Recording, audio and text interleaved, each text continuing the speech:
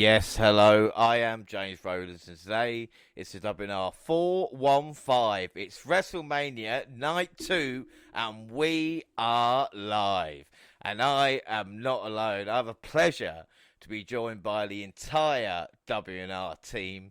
Up first by my side for every WWE Premium Live event, it is indeed Jaxie. How you doing? Hello, hello. Happy WrestleMania night 2, everyone. Yeah.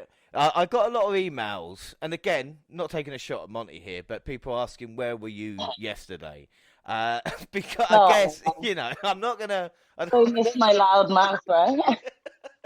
I think it was maybe they were a bit tired. I don't know what it was, but I woke up to a few of them today. But you are Oh, here tonight, obviously. What were your thoughts on I, night? Obviously, we're going to do a full review midweek, but what were your quick thoughts on what happened? I mean, it was quite a night. It was filled with some really great matches, and I actually thoroughly enjoyed it. Yeah, it was fucking awesome. And I'm so pleased. There's so many WWE events that I've watched and all this kind of stuff where it's just let you down, and I really do believe. Apart from the first two matches, this Mania was really, really, really good. But of course, we've got a lot to Yeah. talk about tonight as well. And of course, joining Jaxie up next, she would follow Ricky Starks to the moon and back. It is, of course, Genius Gina. How are you, Gina? And did you enjoy last night? Don't ask me why I would follow the Ricky Starks to the moon and back, but I just will. Hi, everyone. Yeah, no, I really enjoyed it. It was such a good first night. Better than I actually expected. So I will admit I was a bit negative going into it, and it really did surprise me. So it was a good night, and it was fun. And then, lastly, or finally, it is the supposed NXT expert, and I hate to say it, but no longer prediction king. I mean, did you actually get anything right yesterday, Monty? I mean, you would pick Russia over Ukraine. I do when it came to choices. It is Monty. How's it going? Keep my name out your mouth, James. Keep my fucking name out your mouth right now. That's how I feel about these. Like, It has to like, be brought up. like, come on. Like, that's how you intro me. Like, it's after all I do, Dang. all I provide, I get lumped in with that. Come on, man. One off night. One off night. You lucky. Like, I could have went full Will Smith if we were physical. You lucky this is virtual right now. You're lucky. Well, I mean, like I said, this is probably the greatest moment in podcast history right now, and I didn't mean to touch a nerve if I did indeed do that. But again, like we talk about, we'll move on quickly with that. Night one, I've got a full review, and we work out kind of what days we've got leading up to that. But up first, we're going to look at the New Japan Cup. If that's all right, Monty, of course. Zack Sabre Jr.'s You sure? journey. Yeah, fine. Do you want to just explain the New Japan Cup for anybody that might not know? Yeah, it's one of the most fun times of the year for New Japan fans. It's kind of in the same vein as the big round robin tournament, G1 that they do usually in the summer. But it's in this case, it's a single elimination. And this year, since it's the 50th anniversary of New Japan Pro Wrestling, they decided to put, I think, 48 people in total. And I think it ended up being like 46 because of two injuries. But yeah. So the biggest New Japan Cup ever, and it's a big deal. Usually the winner gets a title shot, usually of their choosing. This year it would have been of their choosing because they had junior heavyweights in this one. They had heavyweights. They had young lions. So this year would have been that. But usually it's like a world championship. You get a title shot at the next big show. And yeah, it's a fun time. You get to see the best of, even like it can be tag teams, and you get to see people who usually don't fight in one-on-one situations. You get to see what they can do in one-on-one situations and who's the best in the company. And since this incorporated most of the entire roster, not including some of the Gaijin who are not allowed, some of the foreigners who are not allowed in Japan right now, this was like the biggest New Japan Cup in history. Well, that's what I say, and the winner would get a title opportunity, and the guy that I try to follow, because with the New Japan Cup, it's like 3 or 4 hours of content with kind of a couple of matches chucked on. It's just too much. So I instead focus on Zack Sabre Jr. Everybody who doesn't know, he's probably the best technical wrestler in the world. I mean, the comparison, if it were... You said probably. Well, that's what I'm saying, but people that might never seen him might be yeah. There's not a really style like him. You can't really. He's got a bit of kind of British technical, the strong style side that he has. Obviously, working in Japan as well. Like Bryan Danielson would maybe work, but again, Zack Sabre Jr. is different. And I was lucky enough to see him a few years back, just in a kind of in front of 200 people. And at that point, it was a guy that when you see him, you kind of want to keep an eye on him. So I'm going to butcher some Japanese names right now as we get through it. In the first round, he submitted, I want to say, Oiwa? Is it? Oiwa, yeah, a young lion. Yeah, Oiwa. There you go. Oiwa, yeah, Oiwa. There you go. Second round submission on Dookie. Yeah, Donkey. Yeah, that's his stablemate. The junior heavyweight champion's little brother, in fact, Doki. He's a super junior. So, once again, like I said, incorporating the junior heavyweight wrestlers into the cup also. This was a fun match. They have a personal friendship going there, and Zach and him, before the match, was kind of doing a little gamesmanship. And Doki had a lot to prove there, and I thought, he did a really good job in that match against someone like Zach. And then the third round, another submission on Great O-Khan. Yeah. Now, if anybody's never heard about Great O-Khan, he's awesome.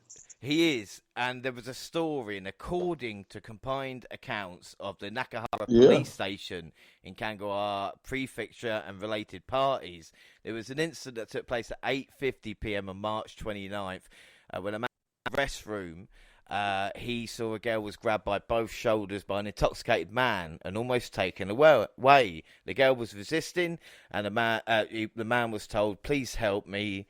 He soon realised what was happening. He single-handedly subdued the man who had caused the nuisance and succeeded in saving the girl's mother from a critical situation.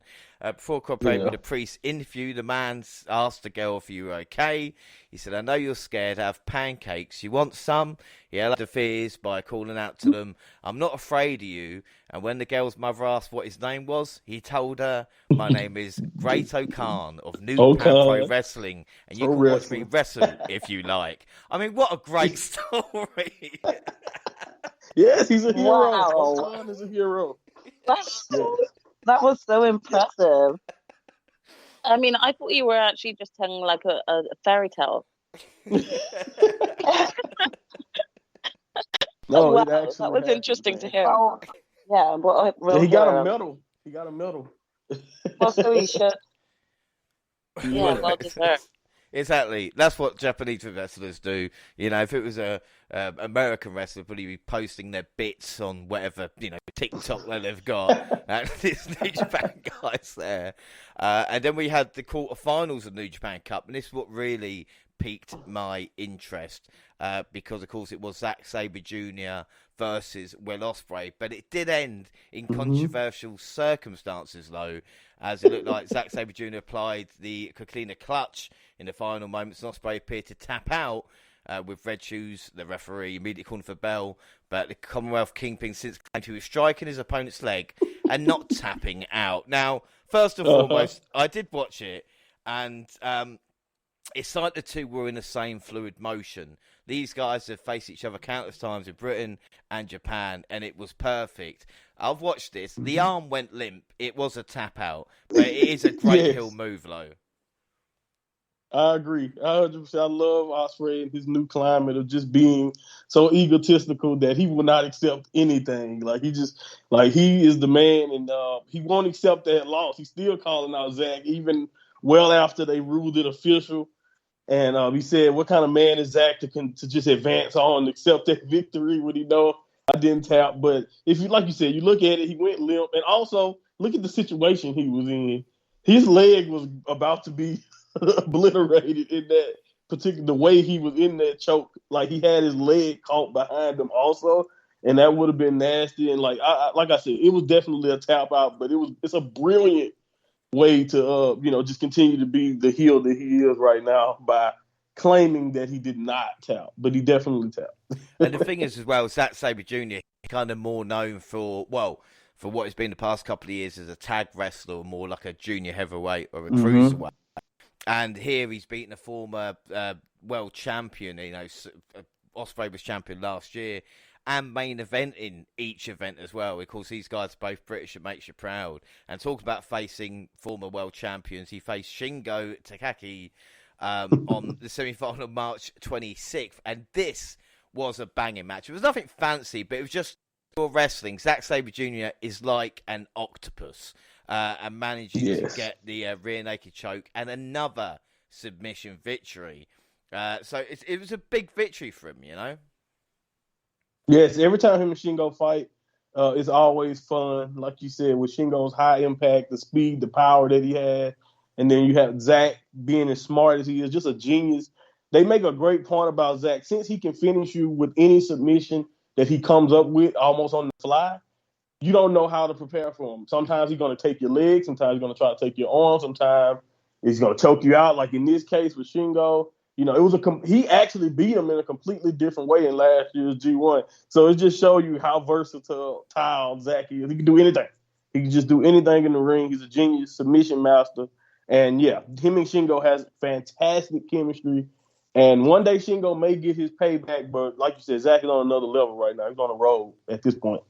The thing is, as well, the company that he's keeping, he's got to the final, beating a couple of world champions, but in the other semi-final, it's Tetsuya Naito defeating Okada, which is the equivalent of, I don't know, like a John Cena, Randy Orton type match, and these guys are kind of the biggest stars that New Japan got off, and Zack Sabre Jr. is not only rubbing shoulders with him, but obviously going into the final, he defeated Tetsuya Naito.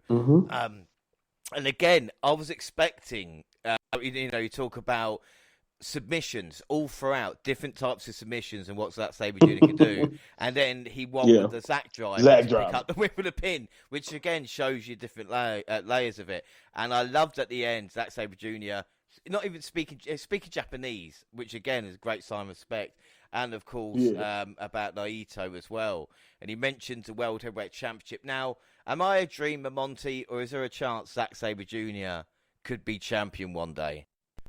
There is a chance. There's 100% a chance, and I'm with you right now. I really hope they pull the trigger right now and just let this next fight with Okada. I think he should cash in this time. He's won the New Japan Cup before. That's the thing about Zach. Like you said, he's been on a tag team these last few years, but in 2018, he showed everyone in Japan what he can do by winning the New Japan Cup back then. He just could not cash it in by becoming the world champion. So I think this is the time for him. He's on a roll. He's ingratiated himself in the culture, like you said, in Japan. The fans really seem to appreciate him. And it's an overarching story. He's a different Zach. That Zach in 2018, when he lost, would have temper tantrums, would break everything, just be a mess. Now he's respectful. He knows he's one of the best in the world, continues to brag that he is the best technical wrestler in the world. And I think this is a perfect time right here against Okada for him to take the claim of being the best wrestler in the world. Even if it doesn't last, like I said, Okada is Okada. He will always have another shot at getting the title back or whatever, the G1, whatever it is. I think Okada is always going to be a great champion, and you're right. It's really tough to ever bet against that. Like, that's how dominant Okada is.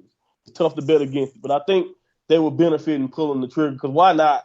Because I think Zack Sabre Jr. is one of the best. Like, he should be up there with Ospreay as the face of New Japan, in my opinion, as faces of New Japan going forward, because, they are a big reason why I keep watching. Yeah. And I think this is the thing as well, and I'm sorry, Jaxie, Gina, if it's boring you a little bit, but like I said, the emails about what's going on in Japan, and obviously to try and watch that amount. Monty, of credit to you to be able to fit it in with everything else. But again, even if you're just trying to get into the product, do something that I do. Whereas I pick a wrestler, especially if it's a tournament. Tournaments are brilliant, and you just kind of follow him through, watch the matches, and you'll see so many different things.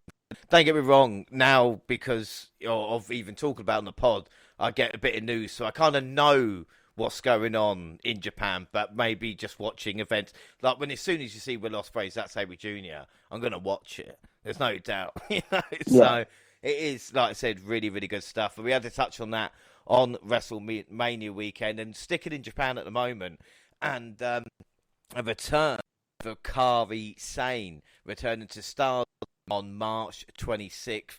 Team with Mayu Iwatani, to defeat the Cosmic Angels. This was the first contest in nearly 2 years for Kairi Sane. Unfortunately, she did suffer an injury in this match, but it looks like she's going to be back to full fitness sooner or later. But it is great to see Kairi Sane back. I mean, Jaxie, were you a fan, especially teaming up with Oscar in WWE? It's good that's back now, even if it is outside the WWE banner. Oh yeah, definitely. Even when your favorite wrestlers leave the company, you don't want to hear that they don't continue pursuing that career, especially for someone as young as Kairi Sane still is. She's still got a lot to offer, and it's nice to see that she's back in action. It doesn't need to actually be part of WWE. However, I do want to reach out and just say I hope she gets better real quick. It's a bit of a shame to kind of return and then get injured real quick. So hopefully it's a speedy recovery.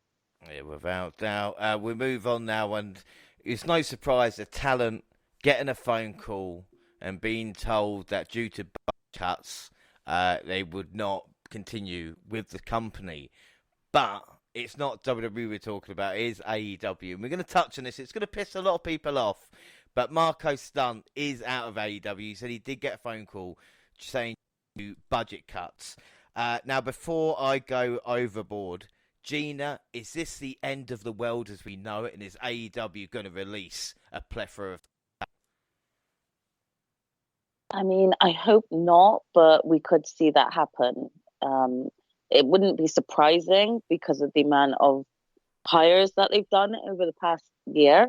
But yeah, it's really sad to see because I really enjoyed Marco Stunt, seeing him on AEW Dark. He always was entertaining to watch in every segment that he was involved with. So I hope he finds something to go on to next for his next chapter. But yeah, it's a shame to see him go for sure. I'm just hoping that some of the other AEW wrestlers are safe. Well, I'm about to say, is it an upgrade to get Christian instead of Marco Stunt? I know people say, well, of course it is, but it's basically playing the same role at this moment in time. So it'd be interesting to see. I mean, yeah, he can be more involved, Christian, I guess, because he has more of his history to be able to incorporate more storylines. But it's a shame because obviously with AEW, we all saw it as a way for new stars wanting to come in and be brought up and put up on the ladder, which is what's happening for Jungle Boy and Luchasaurus, So it's just sad to see, Marco Stunt go from especially that group. Well, also after the news of Joey Janela as well, apparently being ghosted when the contract came up. But again, it's going to be how people deal with it, because at this moment in time, AEW releasing wrestlers is kind of acceptable, and it might come to a moment where, they have put a lot of talent on, so we are expecting a lot of people to leave as well. But it'll be interesting to see what happens. But again, this weekend, I mean, my head nearly exploded yesterday on Twitter, the amount of wrestling that was going on. We had Impact with the of matches, which might be the best title of all weekend. And then, of course, we had Supercard of Honor as well. And again, people might think I'm jumping on AEW, but if you look at the win-loss of people who won, it was all AEW talent. Now, a lot of people have said if it was Vince McMahon doing that, there'd be, people arguing. At this moment in time, the biggest news coming out of it, apart from FTR, of course, beating the Briscoe brothers, was the return of Samoa Joe. And I don't know if any pictures of Tony Khan marking out for Joe as well, showing up at the end of Supercard of Honor as well. Monty, what are your thoughts on this? Of course, it's great to have Joe back in Ring of Honor, but Is this again just signing for signing's sake, or have they actually got a plan for Samoa Joe? Well, I don't know if they have a long-term plan for a lot of the some of the names that they sign.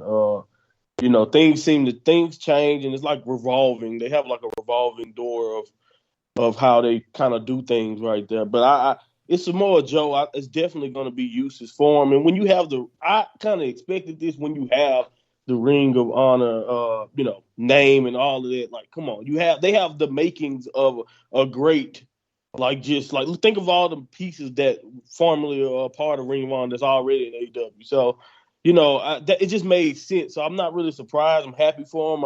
Because like I have no clue why WWE felt like it wasn't anything else he could offer there. So trust me, I already know that Joe will be a positive to AEW or to ROH in whatever capacity they have, because that's how much I respect, and everyone should respect and love Joe in that way, in my opinion.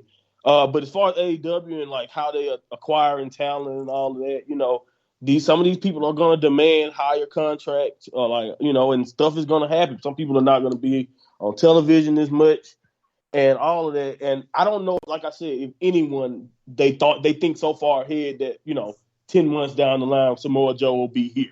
I don't think that's how AEW do anything, or at least if you look at the evidence of how things have been going so far, doesn't seem like they do it that way. Yeah, it'll be interesting times ahead. We'll leave AEW for now, but we'll talk about some big news that happened as well with Triple H, talking about how he will never win after experiencing some serious health issues. Now, of course, we all knew that he had some heart problems or heart scares as it was last year, but I don't think we realised how bad it was, especially when he talks about coughing up bloods. A lot of people have taken shots over Triple H throughout the year, and of course, burying talent back in the day, but no one likes to see it. But again, it's weird on a weekend of like the Undertaker being inducted in the Hall of Fame, someone like Triple H retiring as well. It is truly an end of an era. Jax, it's quite a broad question, but I mean, Triple H's legacy is incomparable, even if you factor, the relationship with Stephanie. Just from talent side alone, he is a first ballot Hall of Famer. Oh, definitely. You have to agree with that. He's cemented his own legacy from everything that he produced in the ring. It wasn't just because of the influences he got, but those certainly helped probably elevate him to the level he is now. It's really nice to know that he's doing okay and his health is getting better, but I think this was the best decision. It really is an end of an era. But I think things ended on a good note for him. So, he can relax now and he can spend time with his family. Yeah, without that. I mean, such a legend. I mean, Gina, what would be one of your favourite memories of Triple H, just off the top of your head? Whether it would be part of the Authority or DX, or of course the McMahon Helmsley era, which is probably one of my favourite ones, and truly made him a main event star. There's so many different moments that can be named for Triple H. I have to say my favorite memory, though, isn't a specific time of his, but it was me and Jaxie's very first live WWE event. We had just turned 18, so we didn't have our parents with us, and we were sort of 3 rows back, and Triple H was stood right in front of us doing his entrance, and he pointed at us. So for me, that's the biggest moment that will always stick with me. So, I just want to say, my love goes out to Triple H, regardless as to what different stories come out here, there, and everywhere. He still shaped a lot of my WWE childhood growing up. So, a lot of respect for him. How many security guards did it take to stop you getting from him? Was it? No, but we did get caught trying to go backstage after the show had ended, and we just played the instant and just said we were looking for the toilet and got lost. one of my greatest moments ever in life, and now I'm going to say in life here, was NXT show in Brighton, and we'd parked round the back, and all of a sudden these 2 or 3 coaches showed up, and it was all the NXT talent, and my God, I nearly got arrested, because, you know what I mean, when you see them there, it's just, I don't care, I'm a mark, you know what I mean, I will try and grab you, that's why McIntyre put the restraining order. There's a reason why people do it for. It is what it is, I suppose. But But Oh, we'll for move. sure. I don't know who we were trying to find. We just tried to sidle in, maybe capture a picture or two. But yeah, it didn't get far, sadly. What about we've gone back to go? Look, we've lost our tag team tonight. We need to find a tag. Hang on a minute. You two, you go out there. I mean, that is the dream. Imagine if. I mean, we still would have put on our professional hats and done it. Giving That it the would have best been we got brilliant. for sure. Yeah. Well, we're going to move on because, of course, shit happens. And one of my favourite wrestlers at this moment in time is Jonah of Impact Wrestling. And this is just to lighten the mood a little bit because Jonah's revealed he is literally once shit himself in the middle of a match. Of course, he has been in NXT. He said it was on an NXT live event against Duke Hudson, who, of course, they trained each other. They go back since they were 18. He double stomped me, and he's a 295-pound man at the time, and he stomped me in his stomach, and it just shot out into my gear. Again. Oh my god. Oh my god. He said, he remembers saying to him, we've got to go home. We've got to go home now. In my head, it was just a little bit of poop started training down my leg. Everyone has phones, but that's no photographic evidence. This is not the first time a wrestler have shit themselves. Probably more famously when Brock Lesnar, after Big Show had eaten some bad food, Brock Lesnar F5'd Big Show, who proceeded to shit himself in the middle of the ring, with Brock stepping on his stomach and laughing like a maniac, the Big Show says. Oh my god. I mean, is there anything worse? Is there anything worse than shitting yourself in a match? You know, imagine the main event of WrestleMania, and you're just. I mean, John Cena did it, didn't he, as well? Yeah, he did. See, we got Monty. Monty, do you know of any Japanese wrestlers that have shit themselves? Anybody? I mean, I'm sure some of them bumps you would wonder, right? I'm sure they have. And I know Antonio Inoki, I mean, 1976, shit himself onto 100,000 definitely, people facing right? Ric Flair. Like, Oh no. Imagine someone do it and you try to give them a power bomb after or something. Oh God. God. Oh no. No. Oh god. Made y'all think of it, didn't it? Mental picture.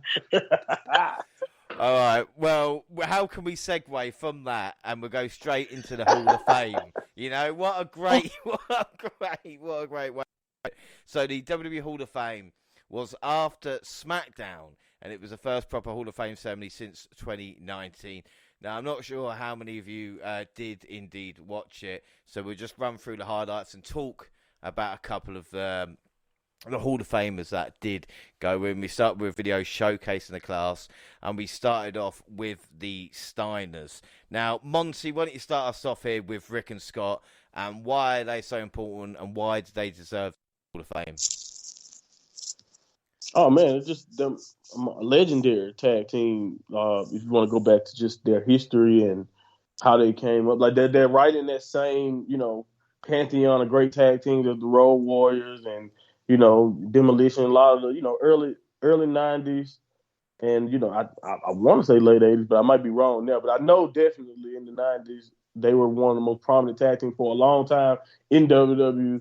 WCW, New Japan, they've been IWGP tag champions. Like they are legends all around the world together. And then that's before we even get to the most famous version of Scott Steiner with in WCW, the blonde, Big Papa Pump, doing what he does best on the mic. But the importance to the business, like the Frankensteiner, is just awesome. Like the Steiners are one of those people that been deserving of this, and I think they even hinted at it during the speech. Like, they never thought they would make it here, but it wasn't because of who they were as wrestlers or characters. It was because of personal things between Scott and the company and all of that kind of. So, these are their legends, and this is well deserved. One of those things that could have happened 3, 4, 5 years ago, and we still would be loving it. We were all pleasantly surprised and happy that this happened the way it was supposed to go, because they were trying to say that only Rick was going in at first. So thank goodness it worked out the way it was supposed to go with them going in together. I just wish, and again, it's an excellent point, Monty. Like I said, a great tag team, and it's nice that whilst, of course, Scott with some health issues the past couple of years to be able to attend. But I would have loved Scott Stein, the first line, was give me the fucking mic. Just like he did on his WWE debut back in 2002. That would have made it. And there was a moment where Rick did take the microphone away. And, of course, Rick's legacy lives on with Ron, who inducted him. And he said he's going to do the greatest risk of his career so far and give a live mic to his uncle. And I hate when I see wrestlers who, especially with the Steiners, who are so kind of big and tough. And I mean, like I said, age, it makes mortal of us all, you know. Scott did tell a story about cows, but did show real emotion. That was great. It was great. Punchline was like, I guess Macho knew those cows. But Rick spoke only a few words. Good stuff overall. And then up next we had, all hail Queen Charmel, who was our next invitation. Jaxie, do you have any happy memories of Charmel or indeed King Booker? I mean, they were just kind of a fabulous couple for back in that era of wrestling. They were always entertaining, and it kind of just added to the overall sort of aesthetic of, people kind of booing them even when they just excelled in their royalty. So it's fun to kind of go down memory lane with that. So yeah, I thought her speech was quite nice as well. So it was fun. Yeah. Yeah, and it's funny with the Hall of Fame.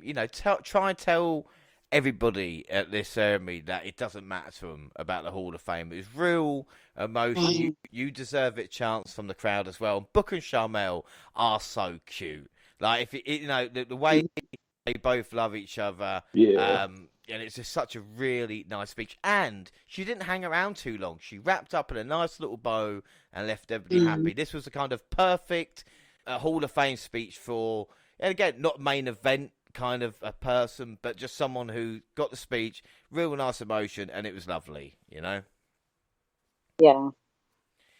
Up next was the Warrior Award, and this was tough. Shad Gaspar named the recipient of the Warrior Award. And again, this was difficult. It was a lovely video. The video package got me, man. Fucking hell. The video package got me. Definitely. It had me in bits. Lovely video for Shad. To talk about what hero he was as well, what he did with his son. Bit of light relief. Dana Warrior coming out should have ran to the ring and ropes like Ultimate Warrior. There is no doubt in my mind. She did try, but Dana should have just sprinted all the way. JTG and Shad's son broke my heart together as well. It was even the speech where we found out he stopped an armed robber. He loved dogs and everything like that. He was a true warrior. Gina with Shad as well. I mean, what a man this guy was. Yeah, truly. I mean, when he came in with the sort of Crime Time, I wasn't as hooked as soon as I first saw him. And then again, you just sort of built over time. You can definitely see, regardless of his work ethic, you could see he was a good person deep down. So seeing this video package had me just welling up. And it was so lovely to hear the stories of his life, but it was also so heartbreaking. So you wanted to be happy, but you were also sad at the same time. And his son is so cute.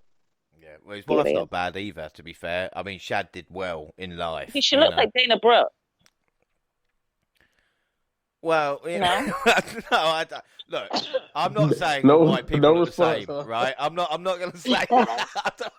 Oh, okay, thank you. She does look similar. I'm glad you didn't have to say it. I don't. Don't make me say it. I'm already a heel, James. You are Monty. You're the. Don't say anything. I hate you. I hate Monty. Really do. We're not allowed to talk about the C word either. That's how bad it was. But oh gosh. honestly, the whole shit that we had. But we'll continue with the Hall of Fame, because up next it's Vader, and we have spoken about this one. And again, I was on New Japan Pro Wrestling World watching the New Japan Cup and all of a sudden it showed us a classic clip of Big Van Vader versus Inoki. And this match was famous for many, many reasons. And it was basically from people getting banned from the venue for this moment. It's an incredible story. 1987, and this super wrestling villain wreaked havoc and dethroned Antonio Inoki right in front of the home crowd. Now, usually with Japanese wrestlers, or Japanese fans even, they will sit there and kind of just clap politely. But this time, they basically lost their shit. Inoki hasn't been lost in such a long time. And basically, they started throwing chairs and started fighting, and basically rioted. They rioted because Vader had beaten Antonio Inoki. And when you think about what kind of big deal that was, it is unbelievable. And Vader, of course, we know about his success in WCW, and of course, a little bit of success in WWE. But when you think, you know, he beat one of the biggest stars in Japan and was a true monster, there's no doubt about that. As for himself, I mean, his wife made the most of the night out, and fair play, you know, for this moment for a long time. And the son seemed okay as well. It was quite a short, sweet speech. The only shame is that Vader, who had been suffering from health issues, had asked WWE if he had a chance to be inducted whilst he was alive. I mean, yeah, you have to actually question why it took so long to have Vader inducted, for sure. It would have been nice to actually have him receive his own award. But, I mean, I'm guessing there's always a point to everything when it comes to Vince. And I'm pretty sure I'm going to have an unpopular opinion and just go ahead and say that it was more than likely because he has passed that he was then considered. Yeah. I mean, and the thing is as well, is that obviously we've had COVID the past couple of years. But maybe a couple of years before that as well. But it is a bit of a shame. And then the main event, of course, The Undertaker with an epic video. And there's been so many. It kind of seems unreal that this is the kind of, I won't say the final one.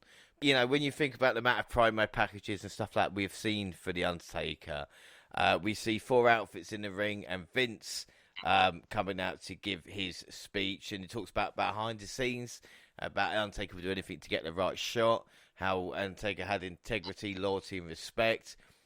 Thank you, take a chance, and tears in Vince's eyes, and Undertaker as well. And this was a long standing ovation, I would say. You deserve a chance. It might be a longer cheer than Hogan in Canada. I don't know what anybody else thinks, but that's probably the longest other cheer I can think of. This was unbelievable as well, because he says, for the last 30 years, my identity's been The Undertaker. I'm going to take you back behind the curtain and meet the Black Hat Mark Calloway. Now, I don't know about you guys, but this felt a bit like a religious sermon at some points, which, again, I've got no problem with. And he talked about finding this Lord Jesus, but I don't think The Undertaker would kind of be like this. Did this surprise anybody the way he actually was? I mean, I can understand what you mean in terms of like maybe the overall aesthetic look of him coming out with like the microphone already attached around him, rather than just kind of giving a speech at a sort of podium. But yeah, I thought it was a good speech though. All right, I mean, I wasn't shocked. I'm from the South of the United States. They're very religious. Yeah, he's from Texas. I did not know. I did not know. But I get it though. Like if you think about what the Undertaker is, like it's funny, right? But he's Satan. He's when you think about it. He's buried people alive. Undead monster. Throughout my childhood. He talked about to the Godfather about being friends for over 30 years and drinking gallons of Jack Daniels. He talks about Paul Bearer putting cucumbers in people's drinks as well. He gave like 3 kind of lessons in life that we'll skip over because I can't remember them. WrestleMania 25. apparently they got a 15-minute match, but Taker and Shaw managed to cut the Hardys match to get the time they wanted. Because you remember that WrestleMania, that Jeff and Matt match got about 10 minutes in the end. Yeah. Triple H with confidence, with the lowest, your words reminded me who. The Punjabi prison match that damn near killed us all. You never got him to do a Taker Rooney. And then finally he says, now that The Undertaker has entered the W Hall of Fame, you can rest assured that I will rest in peace. But then he put the hat and coat on and said, never say never, as he walked away. Real emotion here. And Monty, what do you think of The Undertaker? We'll go round because The Undertaker was such a big impact on everybody. But what were your thoughts on this and finally going into the Hall of Fame?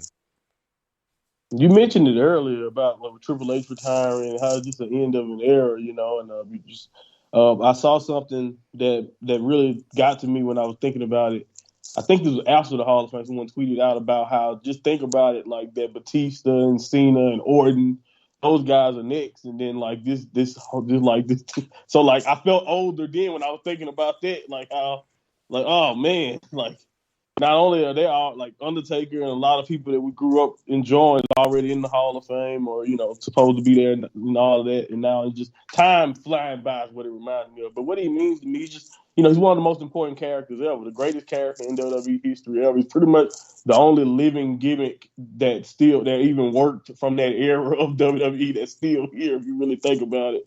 Like the way it is and the way it was. And to see him go, like you said, with the longevity, it was just, it's crazy. I honestly, someone who already knew, like as a viewer, I don't need to see the Undertaker wrestle much anymore. So it doesn't really pain me to see him going that way. But it was nice to just finally see him walk into the sunset and, get his flowers and, kind of get a chance to be Mark like Calloway again, to do that. He's been Undertaker, been quiet for so long and, just been playing a character for so long. It was great to see this whole run ever since the documentary has been just great to see him, be allowed to be whoever he is. And that's just great because he, for a long time, we had no clue the type of person the Undertaker was. So this has just all been awesome. And I'm glad that everyone gets to celebrate. He debuted on my birthday. It was 5 years before I was born, but he debuted on it. So I've always kind of aged up with the Undertaker.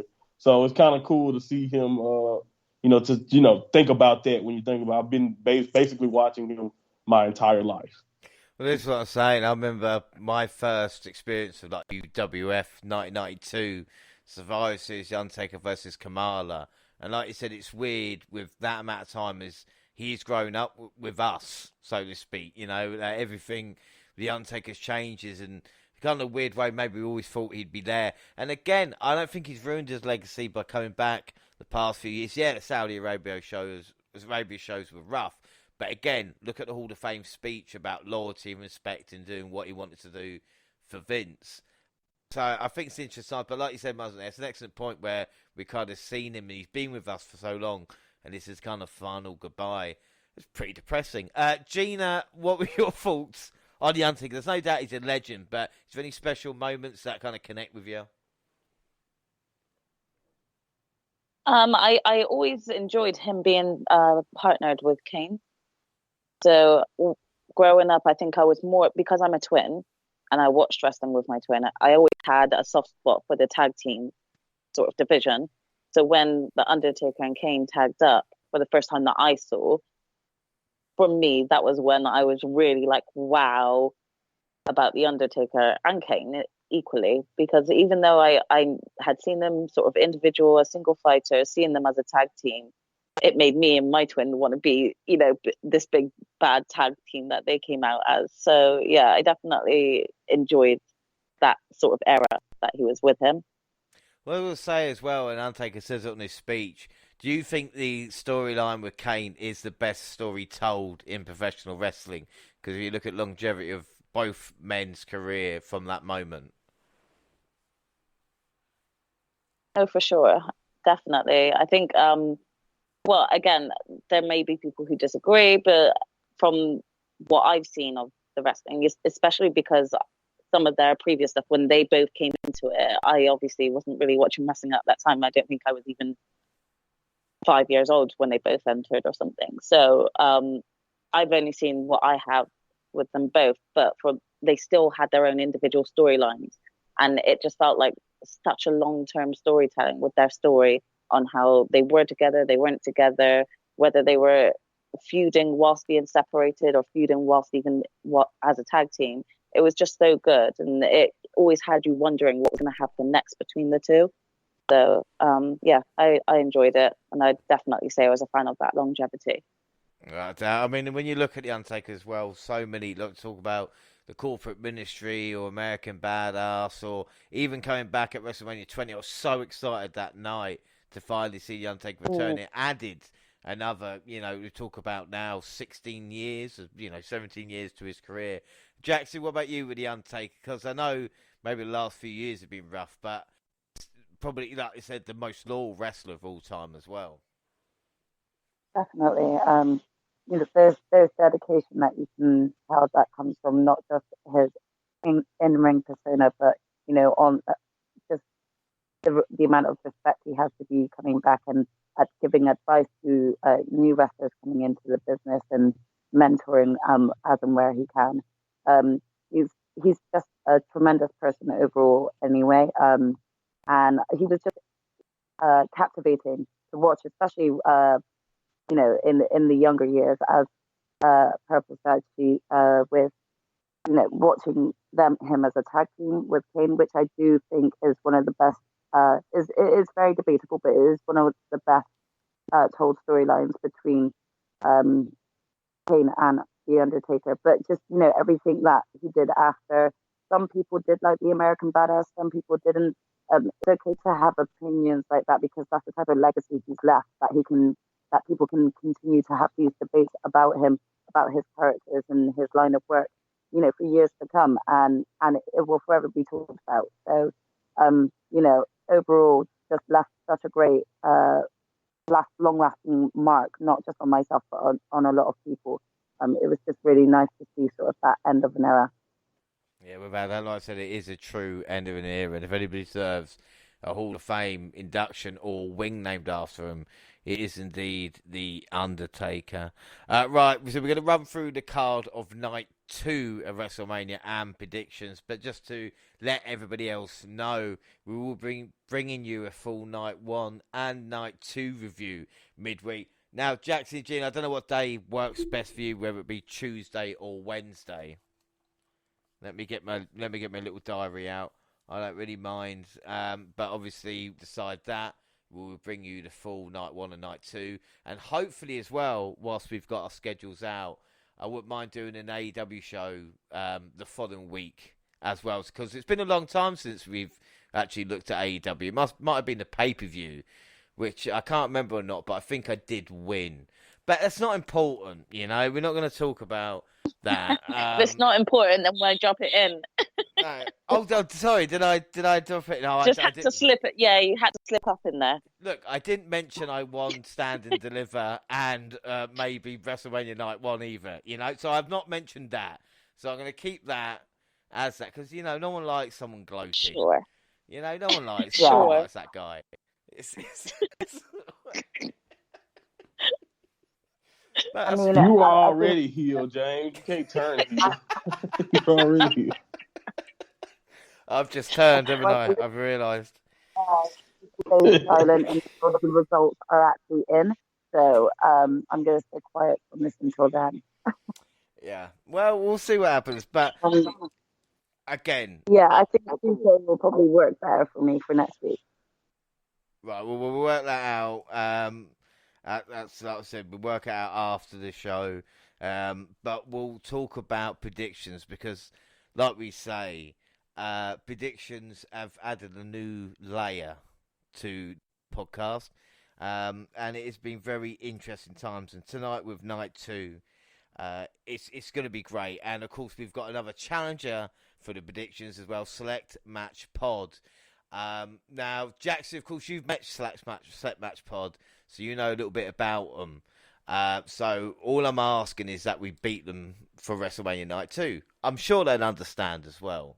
Friendly rivalry as it was. Always friendly. Yeah. Yeah, unless they beat us. But we know didn't happen last night, so We'll cross that bridge when it comes, if it ever comes to it. yeah, we'll see. I mean, I have seen fluke results before, but again, before we get on predictions, I don't want to be condescending, but I wish you guys luck tonight. And I think if you really think about it, you might be able to do something. All right, let's get on to it. We're really cruising for a bruising already. Well, let's start. James, stop winding my sister up. Stop winding my sister up. I'm not. I'm just. It's more stating fact, but we will get on now. And like I said, April 1st. I will remember. We're gonna remember this. It's fine. Everybody will remember this, and when we win one, we're gonna be worse than you right now. Yeah, exactly. I have never lost a WrestleMania. I have never lost a WrestleMania. Play it back to me if you want, but this is what happens at Mania weekend. I did tell everybody, and it's not a prediction. It's a spoiler. So let's get all these wrong here tonight then. So we're going to go run through the card. And we're going to start off... Well, first off, actually, because I did ask this question. We'll start with you, Jaxie. Which match are you most looking forward to here tonight? I'm gonna have to say it's Brock v. Roman for me. That's fair enough. Gina, what about you? Sorry to be boring. I'm going to be the same. Brock v. Roman. And Monty? It's hard to not go with the main event, obviously, but I'm going AJ Styles and Edge. I'm looking up, but I'm trying to temper my expectations because dream matches don't always go as planned. So we'll see. Well, I think AJ and Edge is a match that I'm looking forward to the most because it is the first time ever meeting. And I think these two guys can really pull out something special out of the bag. So what we did last night, we'll do again tonight, is we'll have a look at how this match came about. So AJ Styles and Edge, we start with February 21st, Raw. And Edge came out to lay down a challenge. And he said he had some of his biggest matches of his career at WrestleMania. And his next challenger needs to be just as good. It caused speculation. It could be AJ, Finn Balor, Damian Priest, even Cody Rhodes. I don't mind. Edge will deliver an awesome intensity. And then February 28th for our main event segment, when asked who would accept the challenge, AJ Styles made his way to the ring and said, I accept. Surprisingly, Edge faked a handshake and threw the first punch. We saw a little bit of a brawl before Edge kicked him below the belt to take him down. And then he grabbed two chairs from ringside and he set up the concerto, which he hit twice. I mean, heel Edge. Wow. I mean, expression of Edge is fantastic. Gina, what about you? A heel Edge. Were you expecting this? No, I wasn't expecting it, but as soon as it happened, for me, it made sense that he's done a heel turn, and I'm all here for it. I'm all supportive of it. I kind of like a heel Edge, so I'm really excited for the match. Yeah, it's really weird. And we see a segment the following Raw, March 7th, saying why he attacked AJ Styles, and of course, different look, different music in a suit as well, with that kind of Undertaker light as it was. As we saw, and this again was impressive by Edge, but he's changing up, and he's a great heel character. But it's working really, really well. So we'll go prediction. I think to start us off, Monty, why don't you kick us off for the night? Who are you going to go for in AJ Styles versus Edge? And what have you thought about this match build-up? Yeah, well, the build-up so far, like I said, I think they've done a good job of keeping it. It hasn't been over complicated. It's been pretty simple, honestly, in its execution. And I love the new version of Edge, the new take on his heel character. Like I said, it's nothing like a heel Edge.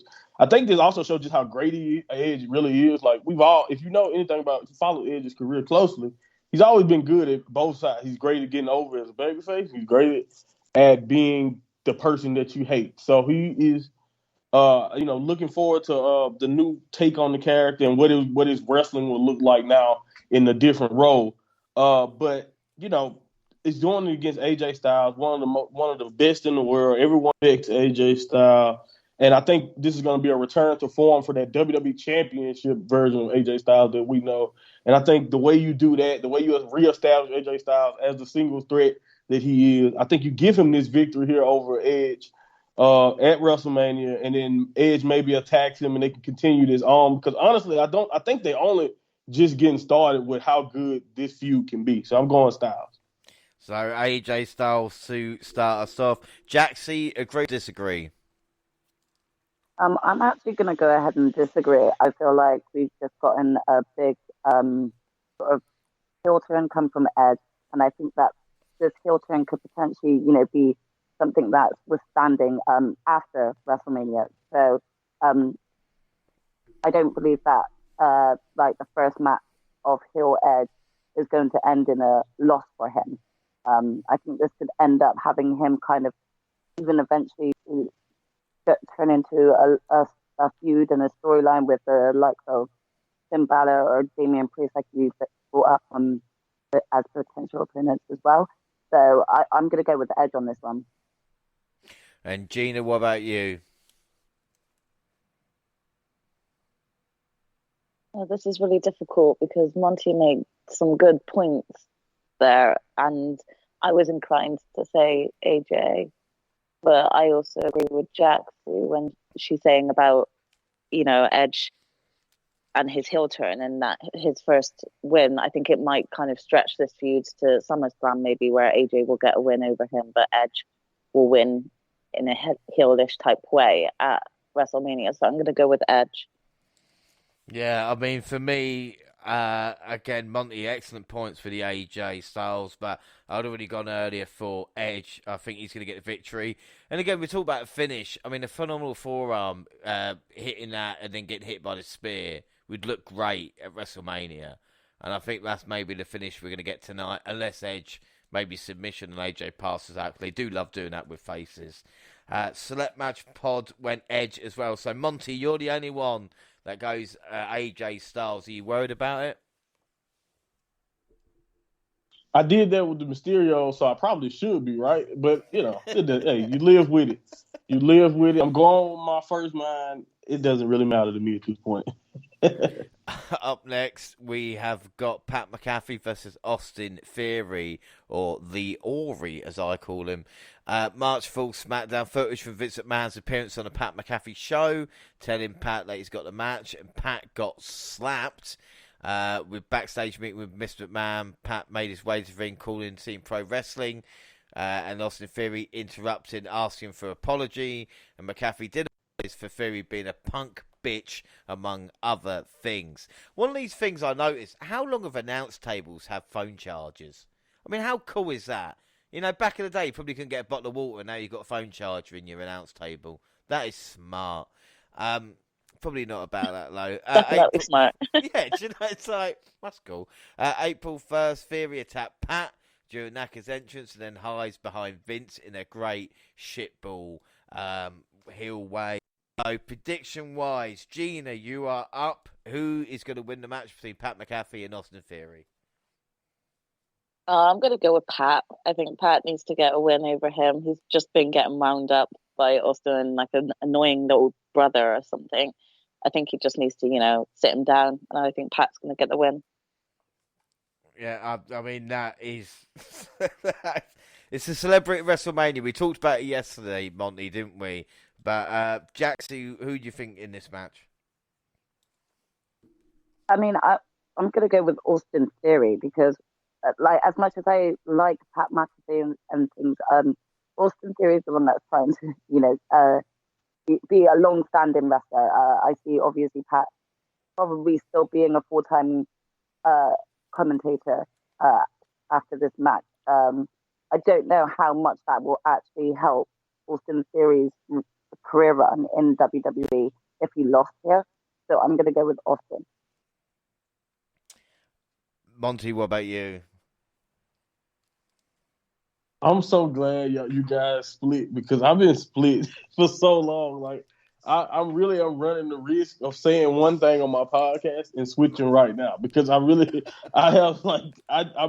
so perplexed because part of me agrees like with both of you when it comes to like, all right, I don't know if Theory should lose here because I just think losing to Pat McAfee, first WrestleMania, I'm like, part of me is like maybe it won't matter because I do respect what Pat can do in the ring because I've seen what he can do in the ring, but at the same time, it's a commentator, so I'm like, why would you do that to your young character like that who you're still trying to build up, even though I wouldn't be surprised. It is WrestleMania. Celebrity effect with McAfee, I guess, even though, he's not he's not Logan Paul's celebrity. He is a full-time commentator. We do have familiarity with him. So this this could have some lasting effect. So with that thought process, I just gonna stick with my first gut. I'm agree with Jackson. I'm going with Austin Theory. And I'm just going to think that they're going to stick with the heel here. I don't know, some shenanigans. Pat shows up. He's going to have a great showing, obviously, I think. And I think that Theory is going to find a way to still win it. Kind of like the Mysterios had a great, showing in the match at times. But at the end of the day, they still lose that match. So I think that's probably what we'll see here. But I would not be surprised if we go the other way. This is the thing. I mean, Pat McAfee's had one match, and that was against Adam Cole, and we were split at the time which way it possibly go. Pat's not going to lose two, especially at Mania. So I'm going to go Pat McAfee there. But Select Match Pod did go Austin Theory. So there we go. 3-2, and that's something maybe I didn't think was going to happen when it came there. Up next, we've got the Women's Tag Team Championship. Carmella and Queen Zelina versus Morgan Ripley, Naomi Banks, and Natalya and Baszler. SmackDown February 25th, going all the way back. Banks beat Shotzi. Naomi walked in the ring to announce she and Banks going for the Women's Tag Team Championships. What's the connection? Well, it's Team Bad. Long-term booking from WNR415, I think you'll find. At least a couple of years old. SmackDown March 18th. Banks and Naomi versus Morgan and Ripley in a really good match. Natalya and Baszler attacking the combatants. I didn't know I needed this tag. And then March 25th, SmackDown Fatal 4-Way match. We saw Banks, Ripley, Baszler, and Zelina square off. Of course, the boss scoring a win, giving both her and Naomi momentum. March 28th, Raw, backstage segment with Mella and Zelina having a photo shoot. This is actually really well done, with Natalya and Baszler showing up as well. And then SmackDown April 1st, Banks and Naomi beat Vega and Carmella. So prediction time with this. Jaxie, you're up first. Which way do you see this going? I'm going to go with Naomi and Sasha on this. It's really tough because I want to celebrate women's wrestling and women's tag wrestling, but I feel like the build up and everything to this has just kind of been just as far as like the women's tag division has actually been. So it does feel like a lot of these teams are actually just kind of pulled together, like Shayna and Natty. Really? Like, I'm still baffled by that one, if I'm truly honest. So for me, I'm going with Sasha and Naomi on this because they seem like probably the most sort of legitimate tag team, considering what you even touched upon in their past being part of Team Bad. Yeah, I think that's excellent. Gina, what about you? I'm going to go with the same Team Bad. It makes kind of sense just because they do feel like the more solid team out of all four teams who are taking place. I was tempted to go with Rhea and Morgan, but I just feel like they need to solidify their tag team a little bit longer to be on the champions flex. I'm not sure they're at that level yet as a tag team to receive it. So yeah, I'm going to go Team Bad. Monty? Same here. Team Bad, best. I think, like you said, the best team basically allowed. I mean, in this match, and the only team I even considered, honestly, besides them, was Liv and Rhea. Because I can see that working out. But Sasha and Naomi, I think Sasha's literally has never won a match in WrestleMania. You can fix that. And then with Naomi here, you can give her the first title reign she's had in a long time. And, you can have two very popular tag team champions who probably can help kickstart a real division here because if we're being honest, right now the women's champions have really only been used to help promote Carmella's reality show as of late. So, and then also besides that, Carmella is getting mad at Corey, like I think right after this. So another reason why we know the champs won't win. So I'm going Naomi, Sasha, at least based on that information. Well, the only thing that worries me is on SmackDown they were the last team standing, which usually means 100%. I won't. agree. And Liv Morgan and Rhea Ripley have really clicked as a tag team. And honestly, they're really good stuff at the moment. Select match has gone Rhea and Liv. And I'm thinking about this when I'm thinking Banks and Naomi. Is it too obvious? Is it too obvious? But I can't go against it because I'll be kicking myself. And like I said, Monty, Banks has never won at Mania as well. So I'm going to go Banks and Naomi. But then again, this one could be surprised. I mean, even Baszler and Natalya walking away with the titles, you wouldn't bet against it because, like I said, there usually is a shock finish. Always a twist in the tail. Up next, we have got Omos versus Bobby Lashley. Omos has been making mincemeat of Apollo and Aziz recently. On a go-home show, he beat the Viking Raiders. I mean, poor fuckers. Should have been local talent, but it wasn't until Bobby Lashley came out to confront Omos. And we see the two men running into each other and Omos being knocked off his feet for the first time ever. And Omos and Lashley, then the two big behemoths at WrestleMania. Monty, who are you going to go for in this one? How you love that, Bill? I know Bobby was injured, but I'm just saying, just throw these two big guys in there, two tough guys, and let them go. I'm going Bobby Lashley. Only reason why is because they made such a big deal about Omos getting knocked down for the first time. I just don't understand. Like, there's no point, in my opinion, of letting Omos be undefeated for like you might as well go ahead in undefeated streaks now. Let's get that done before we even run down that train and you disappoint us down the line and somebody who don't deserve it beat them. So I think Bobby's a prime example. They're turning him face. It seems like going forward for Bobby right now. So I don't see why not. I think Bobby Lashley can win this match. Yeah, I mean, this thing, if Omos manages to beat Lashley at Mania when Drew McIntyre couldn't, I will be fucking furious. This is true. Bobby Lashley's a dude who is a former WWE champion, should be treated as such. But when I look at Omos, I can see him getting the job done and then going on a monster run after WrestleMania. Jaxie, what about you? Which way are you going to go in this one? I mean, you both make some pretty good points up there. I'm going to go with Bobby on this though, because you kind of like you said, you got to look at it like if this is him coming back, like making a comeback, you're really going to kind of bury Bobby Lashley before he can actually do that by having him lose here. I too also think that they made a pretty big deal about almost getting put down. So there's a level of excitement there to think that this could be like, a moment where Bobby Lashley actually can solidify or re-solidify, his beast-like status, being able to take down, someone that is considered a beast. So I'm anticipated to see this match. I am, but I see it kind of going, Bobby's way. Yeah, I think that's fair enough. And Gina?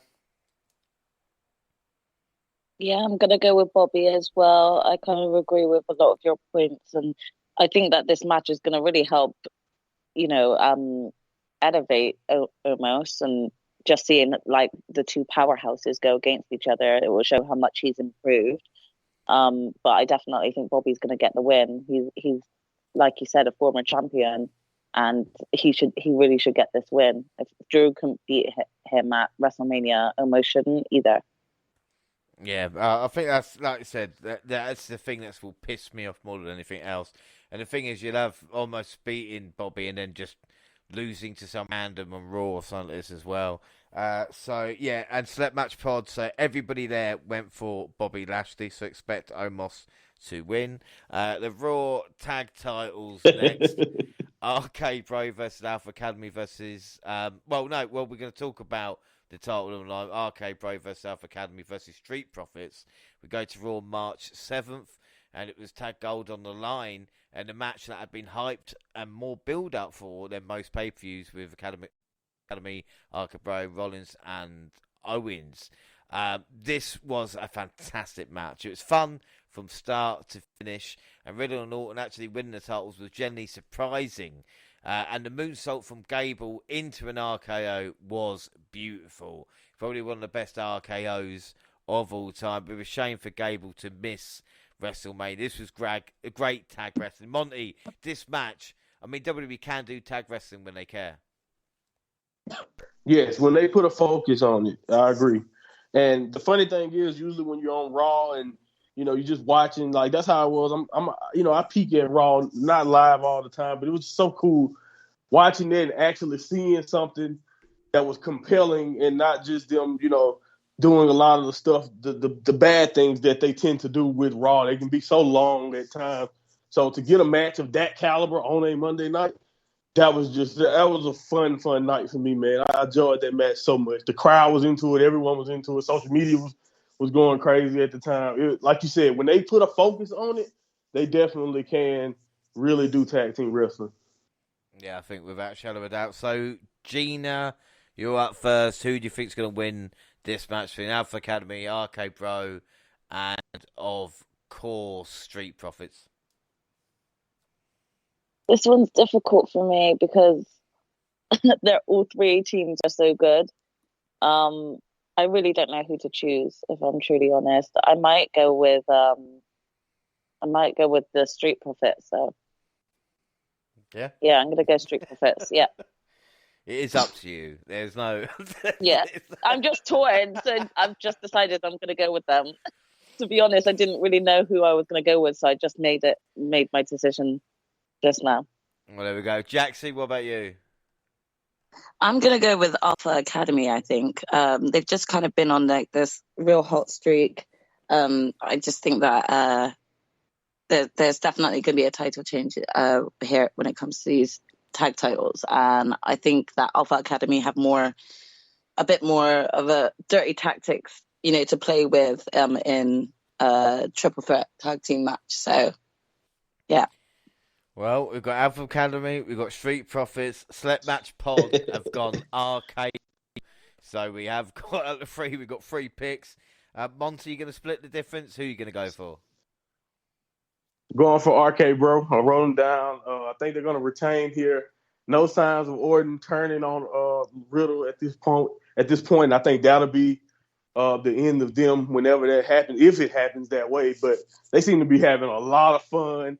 Every time Monday Night Raw, whether I wasn't really into it at first, but the way as time went on and just see the chemistry with Randy and Riddle, this seems to be way better than I ever thought it would be in its original inception. But Randy's having the time of his life. Riddle's having fun. I think you give the babyfaces a big win here. The only thing I was considering was the Street Profits.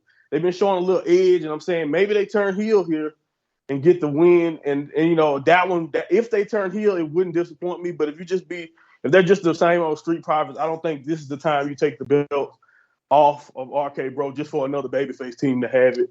So I think Street Profits, if they're gonna win, they should turn heel. But I'm going RK Bro. That was who I originally thought was gonna win. Yeah, I mean, I can see Street Profits turning maybe even after this match, but I feel a victory for them is going to come further down the road. I think what we're forgetting here is WrestleMania moments. We love WrestleMania moments, and what do we love as well is great RKOs, and we saw Gable with the moonsault. But Jaxie, you can attest to this. How many times have I said, look how high Montez Ford can fly? And if he goes for that big splash and Randy Orton hits him with an RKO, what a fucking moment and finish that will be. That would actually be insane. Yeah, so that is the arena's going to go crazy. I'm predicting that. Montez Ford gets caught with the RKO, RK Bro retain. Up next, everybody's shocked. Everybody's like, yeah, that's good shit. Knoxville versus Sane, a match that no one knew that we wanted. SmackDown February 25th, Zayn was crowing about his IC title win when Johnny Knoxville arrived. And of course, I cannot believe that he asked for a match at WrestleMania, and he actually did cost Sami Zayn the Intercontinental title against Ricochet. The only positive from this is Ricochet is champion. And then March 4th, SmackDown, a SmackDown they felt they cared about. The IC title on the line, the Sami Zayn defending against Ricochet, with Johnny Knoxville again providing a distraction. This is just been stupid. This is WWE either at its best or worst. But one thing I will say is usually with celebrity, they will get booed at the building. But Johnny Knoxville has been probably one of the loudest of the night, which again I'm pretty surprised about. So we will go to Jack. What are your thoughts on Knoxville versus Zayn, and who are you going to go for? So because of the fact that is it Falls Count anywhere? It is. Or is it no holds barred? Yeah, they say anything goes. Anything goes. Oh, anything goes, right? Okay, so no DQ. I think that this is gonna end in a Johnny win, and this is gonna come from like the help of either his fellow Jackass colleagues or even Ricochet himself. Jackasses. I just think that like this is gonna be like one of those matches that's like got a lot of tomfoolery about it, and just like all of the ridiculousness will be in this match. And it will just be as, extreme as possible. I mean, it's Jackass, so I'm going to go with Johnny on this, and with the aid of kind of like others. Yeah, I mean, Wee Man getting shot out of a cannon or something like that. We need we need moments. We go to Gina next. Are you going to go Johnny as well? Yeah, I'm just going to say same as what my sister said. Nice and simple. Monty? Yeah, I agree. Knoxville, anything goes is really what got me. It's like, oh, okay, anything goes. Yeah, he's definitely going to be. He's probably going to take a shit ton of damage because, he jumps off stuff for a living, basically, and stuff like that. So, I'm pretty sure he's going to take a lot of damage, but I think he'll still win. Yeah, I think this is what we're going to see. Johnny coming out on top, but I think this is going to be sleeper hit. I think it's going to be more entertaining than we can imagine. And like I said, either both men falling off a high structure or something like this, it is going to be more fun than possible. And of course, another match added to the card as well because it missed last night is New Day versus, of course, Ridge and Sheamus, where we all went heels in that match. Apart from you, Jaxie, went New Day. So that will be added for today's show as well. And then finally, it is the main event. The biggest match in WrestleMania history, if you to believe it. WWE Championship, Universal Championship, Unification. Brock Lesnar versus Roman Reigns. SmackDown February 25th, main event segment. Heyman hyped up why everyone needs to understand that Roman Reigns versus Lesnar was the biggest WrestleMania match of all time. Lesnar talking to disrespected Reigns repeatedly before signing the contract. The head of the table got visibly annoyed, finally grabbing a microphone. Reigns revealed he had brought security in the ring as he tried to attack Lesnar. He took all of them out. I mean, this was okay, but how are they going to feel the next 4 weeks? Well, this is how the Usos attacked Nakamura and Boogs, cutting off their entrance. Before Roman Reigns entered the arena, Usos were like stormtroopers here, ready for Vader. And again, it's a more acknowledge me speech with a me losing his cool a little bit. And then, I mean, is anybody sick of the MSG clips yet? I mean, the Madison Square Garden, I know we didn't see it on the network, but by God, I've seen that clip about 40 times now. It is unbelievable. And we talked about Bobby Lashley being a mystery opponent at MSG. It wasn't. It was Austin Theory with Brock being left a bloody mess by Roman Reigns as well. We did get a fun segment with Brock Lesnar saying, "You done changed the rules, boy," as Heyman arrived telling him the Tribal Chief wasn't there, so Chase ensued as well. And then we get what maybe people didn't like, maybe they did, with Roman Reigns running away from Brock Lesnar, and then Lesnar committing vehicular assault with a forklift backstage. March with Truck Door and issue on Coming for Blood. See you soon. I didn't like how they edited it. Jaxie, what did you think of Brock Lesnar with a fault truck? I mean, it kind of reminded me of, sort of like old school, like feuds with Stone Cold and everything like that. And even Triple H, sort of in the car. It kind of reminded me of that. I never obviously kind of expected them to ultimately get hurt from it, but I do think that it suits Brock's character at the moment because he's just kind of like a clown and just very sporadic, so he's just doing everything spontaneously. It would be nice to see this kind of overall thing like kind of maybe come to an end between these two in this match. Yeah, either that or stretch out another 4 years. Like we never know what's going to happen. And talk about stretching out. We stretched out an entire episode of SmackDown with a conversation between Brock and Roman, which it never came. We see Reigns being annoyed with the security guards getting between them and Brock Lesnar, with Brock Lesnar kicking security guards in the face. And the go home Raw, we see Lesnar coming out in his cowboy hat, of course, and a smile on his face. He joked a bit before he got serious and claimed he would leave Dallas with both titles. And he actually turned to what chance as well, credit to him. And then, of course, we talk about what else happened with Reigns. Paul Heyman and Usos made their way to respond to Lesnar. He did not seem to be in a good mood, but he mentioned WrestleMania 34 and getting smashed by Brock Lesnar as well, which is a great callback because that was our mystery WrestleMania. So it's going to be me for the predictions, but I'll ask Gina, what have you thought of the build-up between Brock and Reigns? Because this is going back now since SummerSlam. And when you think about the women's title match yesterday and the WWE title match tonight, have both been going on since SummerSlam. Yeah, I mean, this match is definitely, like I said, this is the match I'm looking forward to most of the night. The long-term storytelling has just made it the most anticipated to think, okay, what are we going to get from this match? Because it seems like every time we do see them interact with each other, it just gets better and better and better. And yeah, the build-up's definitely been worth it. So I'm excited to see the match. I agree that I think their feud should possibly end or be paused here because I have a feeling it's going to go sort of towards the Roman v. Drew route soon. So, yeah, I'm intrigued to see how it goes, especially with the little snitch bitch in the corner and seeing what he gets up to. I'm intrigued to know what where his loyalties lie. We do not say his name. Well, about that, and it's interesting because last year's WrestleMania probably one of the most shocking events when Reigns smashed and stacked Bryan and Edge, which I thought maybe Edge would come on top. There is no way this year I'm going against Roman Reigns. I think he will be the man who is running both Raw and SmackDown up until at least SummerSlam. So my pick's going to be Roman Reigns. What's interesting is I was maybe saying that was pretty obvious. But again, Select Match Pod have gone Brock Lesnar in this one, which again, it is probably the best we've seen Brock, and maybe people want it to continue, but I don't know if I can see it or not. Monty, what about you? Well, I mean, this Brock Lesnar is fantastic, there's no doubt, but do you think he can win?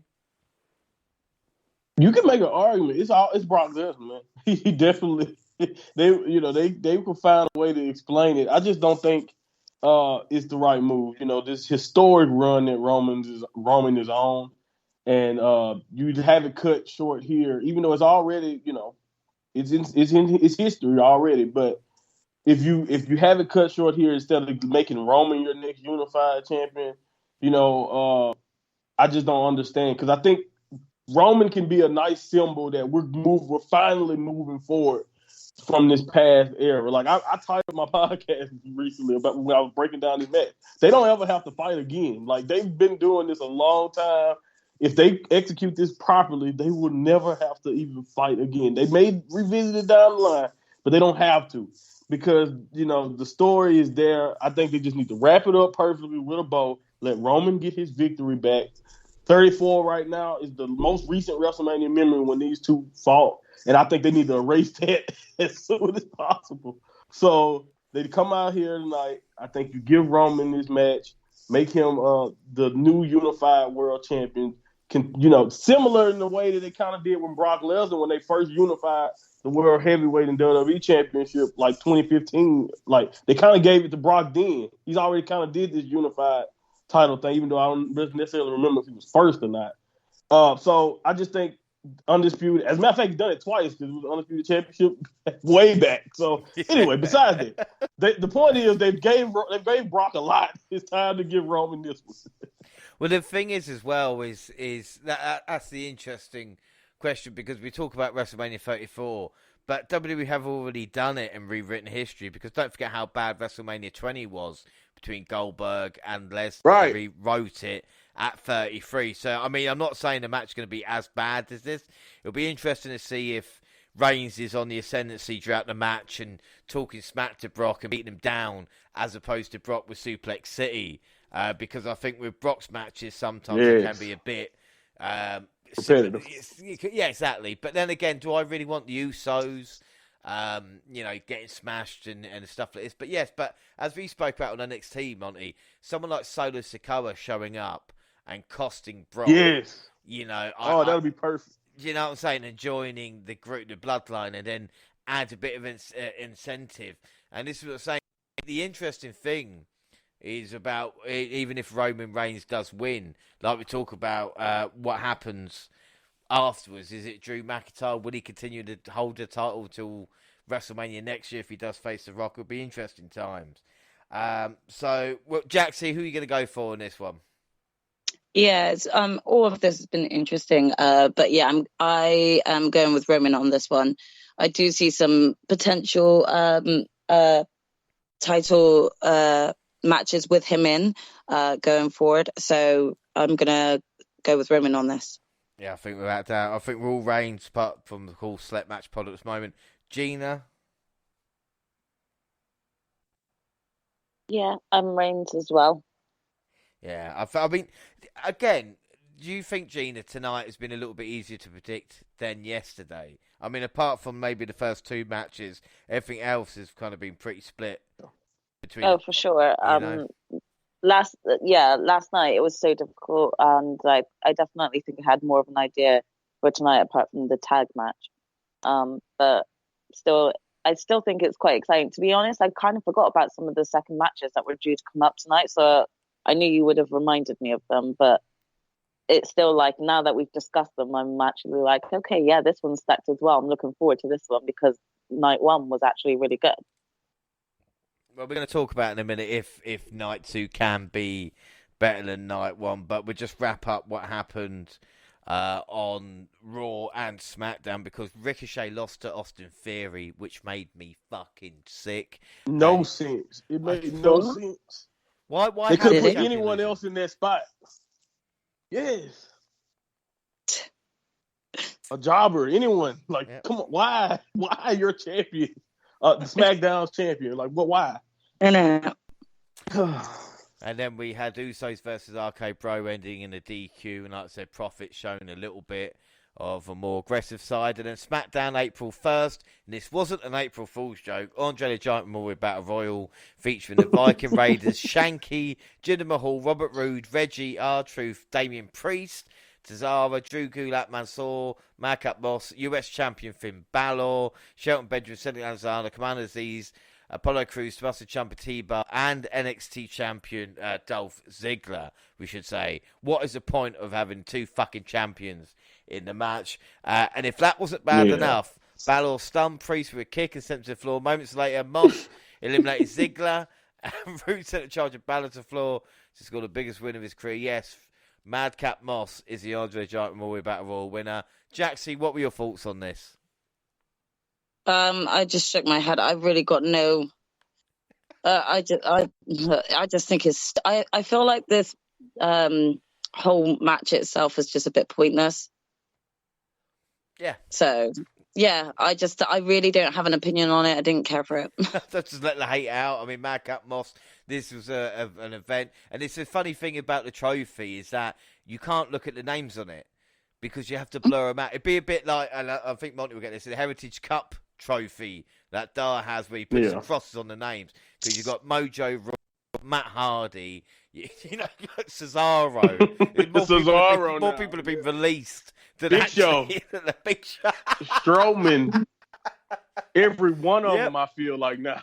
Yeah, it's literally Corbin is the only one. And then I've been saying this for years. They need a real incentive for that thing. So, and then to disrespect the mid card champion and the NXT champion like that.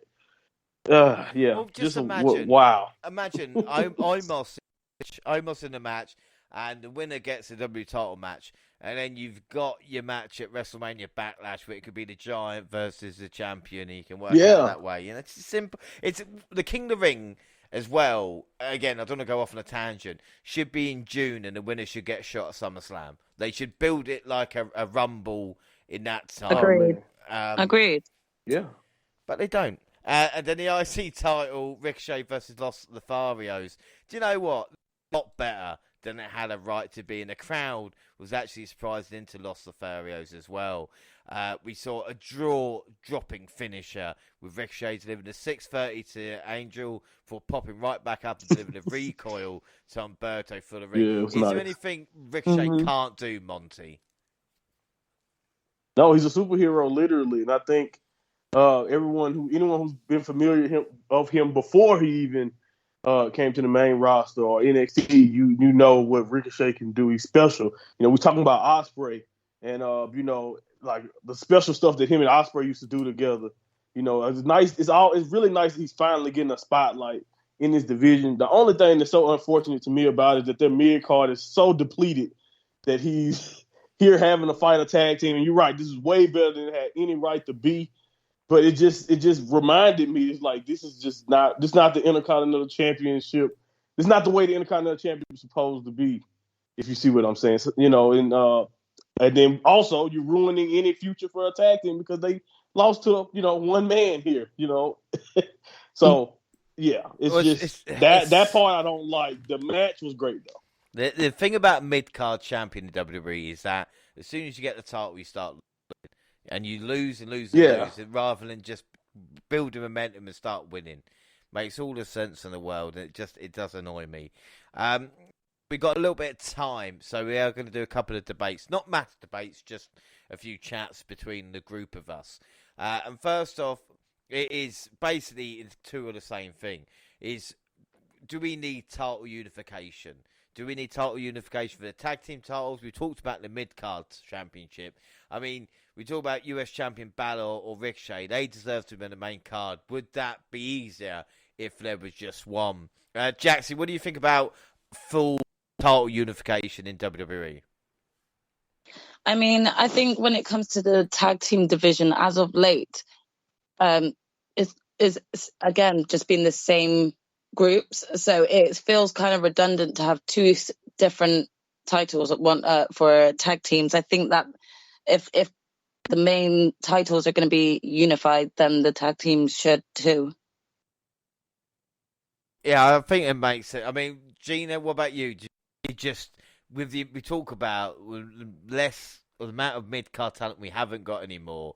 Do you just put every superstar you can on one show and make the best show every week, every Raw and SmackDown, and just have the top 10 guys on there? I definitely think that they should give it a go, for sure. I think it would work out well. Like you said, a lot of the middle card people have gone now, so what they could try and do with that, you know, extra space and time, they've got to focus on their main roster. Why not just unify it all together and just make one badass big show? But it would work out for them, probably, if they go with that. But if they do it right, that's the only thing. If they flop on it, then that's it on them. This is the thing, isn't it? You know, and you think, like, now you're getting Brock and Roman every week on Raw and SmackDown anyway. So Roman coming out in a 50-minute promo, Raw and SmackDown's not going to make that much difference. You know, it's even the design. Oh, you know, don't change the design of the Intercontinental or the US. The US title's not bad, but the Intercontinental title design is shit. So to put the US and the IC together and call it the United Intercontinental title, you can sell that on WWE Shop. It's the thing is, Monty, we talk about it. This unification doesn't mean shit because at SummerSlam they could be having a new WWE Universe World Heavyweight Champion, you know? Yeah, I agree. I agree. It's just it's one of those things too that uh, the brand split seems like even the original draft. If you go all the way back to like 2002, they had just had an influx of WCW talent, and ECW talent. So it made sense to separate talent then. Same thing with bringing the brand split back in the 2010s. It was the same way. They had, a lot of talent, whether it was just from mass hoarding or signing a lot of people, NXT call ups, all of that. So that was one of those things that makes sense when you just have an influx of talent. But when you're in the state that they kind of are in now, I think it just makes more sense to do everything together again, like it used to be, at least for the time being, until you can expand the roster even more and actually flesh out some of these divisions. It'll make a lot of booking make a little bit more sense and make stuff a little bit easier. You'll form more tag teams and actually have divisions. We call them divisions, but a lot of these divisions right now in WWE are not full-fledged divisions. It's like 2 or 3 people deep that you consider contenders, and that you don't even really think about anyone else. So, yeah, they definitely need to do it, in my opinion. Yeah, I mean, it's something that definitely has to be looked at, and, with a title unification with Brock and Roman, it'd be interesting if they do that with the tag, or even with Raw and SmackDown coming together, But it'd be interesting to see what happens. And one of the things I never thought I'd ask here at this point in time was, can Night 2 actually be better than Night 1? Because, again, we're going to do a full review soon, but I still cannot believe how good Night 1 was. So we'll start with Jaxie. Can Night 2 beat out Night 1 in entertainment? And if it can, what is the matches that are going to stick out, or what's the moments that are going to stand out to beat it? I think it's definitely got a good competition to kind of overcome it. There's a lot that rides on the superstars themselves and how much effort they put into it, because the one thing I will say about Night 1 was that every wrestler brought their A game. Every wrestler came to win.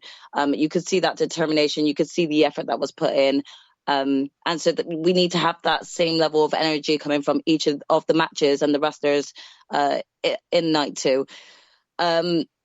Whether or not I think it's going to be on the same caliber, I'm not sure, because even though my most anticipated match is Roman v Brock, a lot of the other anticipated matches I did have were originally on Night 1. I'm kind of open to. I do think that there is a strong possibility that they could keep up with Night 1. I'm still undecisive as to whether or not it will overcome, whether or not it will beat Night 1. Like I said, I cannot believe we're even asking the question, because I think Night 1 was just. I think we're going to look back and be like, yeah, it's one of the greatest WrestleManias of all time. And I don't know, it's only been 24 hours, but Gina, last night, a couple of moments that we saw were truly awe-inspiring. And I'm thinking, is that really, can Reigns holding both titles top moment we saw last night?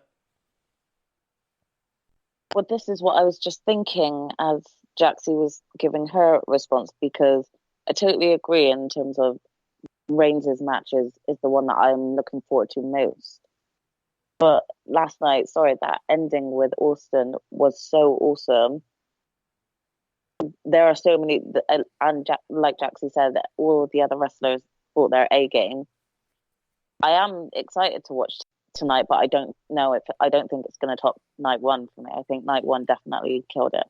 Is it bad to say, Monty, that I might go to bed a little bit earlier tonight? Because the thing is that if I just go, I've got a day off work tomorrow. No, I've got a day off work tomorrow, so I can get up and watch it maybe at a more sensible hour.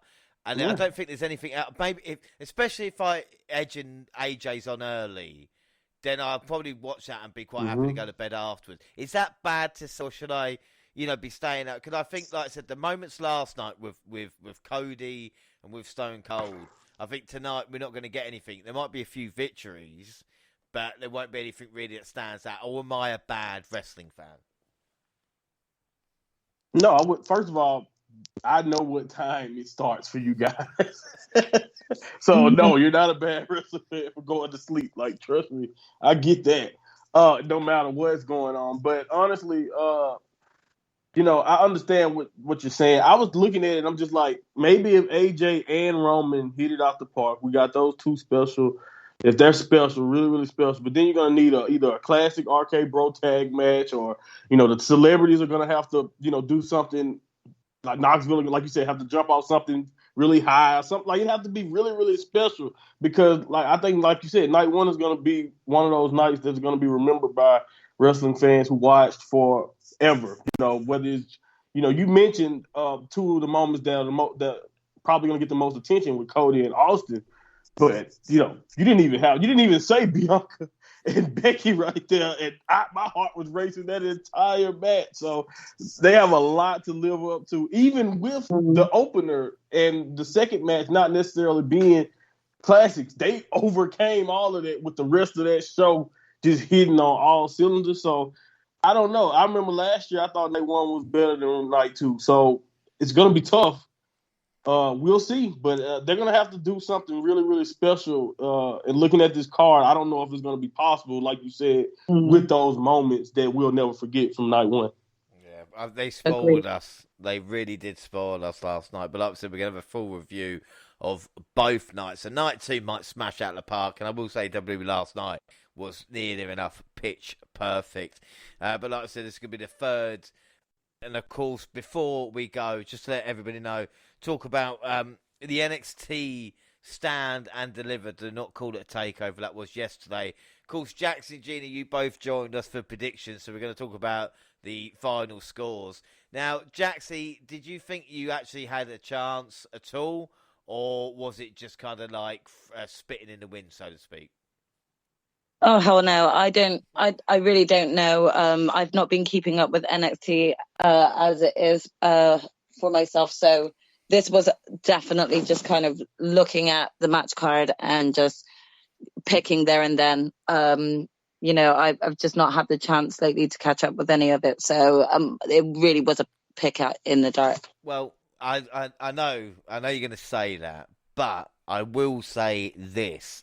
Is in the overall scores, you did get 2 out of 7 for NXT, which maybe not great, but you did beat out 2 NXT experts in your picks, because the 2 you went for with Kai and Gonzalez and Ziggler retaining, we didn't. So literally, you pulled. Nice. Yeah, see, there you go. Not a total loss in my eyes, then. No. And this is the best hell one. Of a accomplishment. Isn't it better? Monty lost his shit because of this. With Dolph Ziggler retaining against Bron Breakker. Gina, you snatched from the jaws of defeat with a victory. Yes. You jumped to second spot, so you tied in the end, Gina, with Monty and Select Match Pod on 3 points each. Brilliant. Wicked. Yay for me. Don't break my heart and say you just guessed. Yes, you did. I just guessed. I already know it. I knew it. Yeah. I let you down, James. I told you. I let you down. You did. Damn, you really did. I let you down. I'm glad we've sorted out the things from earlier. And then obviously, I say obviously, I didn't mean it like that. First place was me with 4. So I do get the WWE pay-per-view point. So that does mean that I've got my first point of the year as well when it comes to WWE pay-per-views. But obviously, if anybody knows what happened last night at WrestleMania and what possibly could happen tonight, like we said, the prediction leads could be turned on the head, and that's how easy it could be. But I think that's about it. Yeah. Is it, Monty, anything else about night 1, night 2, TakeOver, SmackDown, or anything, a Hall of Fame, or anything else that we've covered this weekend? Oh, man. All the thing I have to say is these WrestleMania weekends at this point have become a marathon, not a sprint. So it's been a lot of stuff to consume, but it's been a great time as a wrestling fan. Like you said, based on what happened in night 1, I don't know. Like, we've been spoiled for like, at least it feels like the last 3 years in pro wrestling, guys. Like, this has just been great on both sides, WWE, AEW, wherever we are, New Japan, anywhere you want to look at it. We're spoiled right now as wrestling fans. And yeah, last night just made me appreciate it even more. Without a shadow of a doubt. Jaxie, final thoughts or feelings with WrestleMania? Anything else this weekend? I'm anticipating like it to be a good show tonight.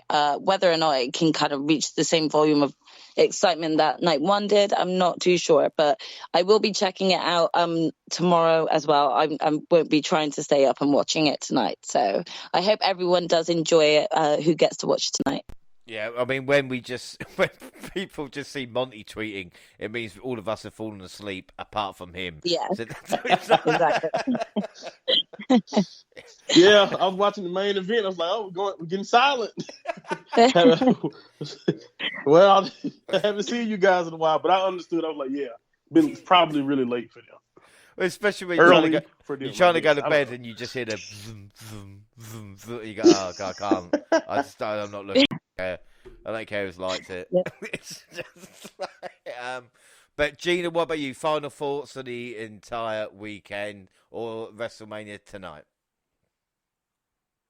Yeah, it's definitely surprised me. Again, it's not that I went into this thinking, oh, it's going to be a really crappy WrestleMania, but I was quite apprehensive about it, thinking it's going to either go one way or the other. So I was pleasantly surprised by night one, and I do look forward to catching night two tomorrow. And I'll definitely be switching my notifications off because I don't want any spoilers.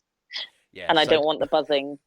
So Monty at 4:00, message to the group with all the spoilers.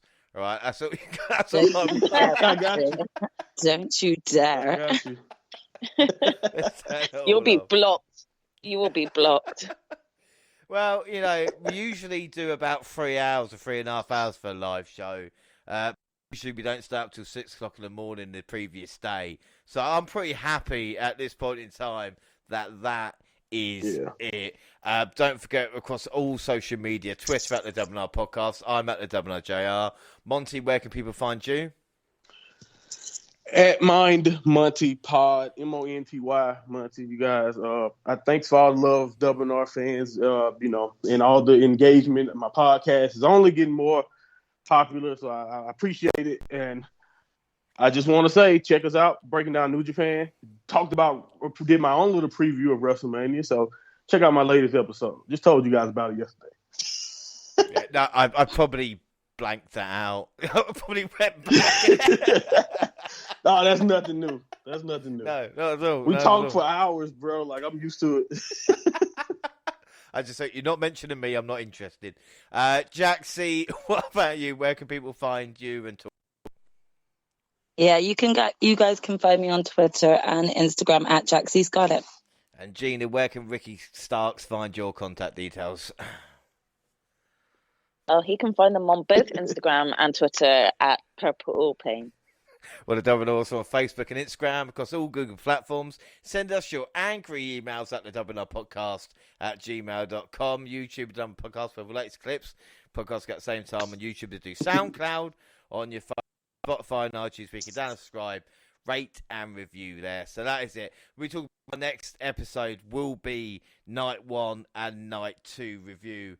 And I don't know what the best day is for everybody, but I'm sure we'll sort something out. Hell yeah. Yeah, just let me know.